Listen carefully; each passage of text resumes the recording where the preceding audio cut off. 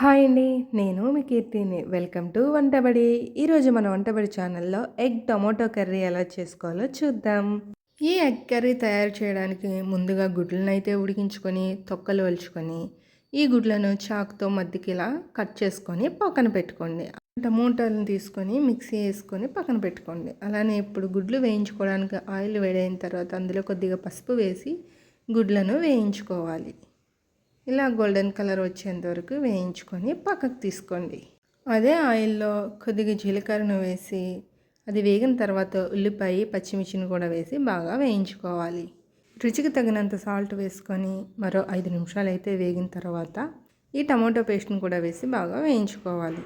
ఇది కొంచెం వేగిన తర్వాత అల్లం వెల్లుల్లి పేస్టు, గరం మసాలా, ధనియాల పొడి, అలానే కొద్దిగా కారం కూడా వేసి బాగా కలుపుకొని వేయించుకోవాలి.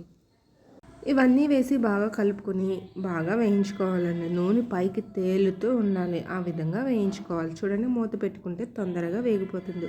ఇదంతా బాగా వేగిన తర్వాత ఈ విధంగా నూనె పైకి తేలుతూ ఉన్నప్పుడు ఒక 4 స్పూన్లు పెరుగునైతే వేసుకొని పెరుగు కూడా టమాటాలో బాగా వేయించుకోవాలి.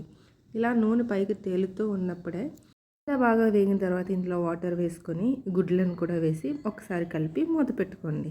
ఒక 10 నిమిషాల తర్వాత చూడండి, ఇలా కర్రీ అంతా దగ్గరికి అయిపోయిన తర్వాత కొత్తిమీర వేసుకొని స్టవ్ ఆఫ్ చేసుకొని కర్రీ అయితే బౌల్లో వేసేసుకోండి.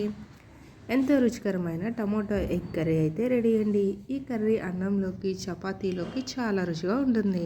వేడి వేడి అన్నంలో వేసుకొని వేడి వేడిగా తింటే ఆ రుచే వేరబ్బా. ఒకసారి మీరు కూడా ట్రై చేయండి.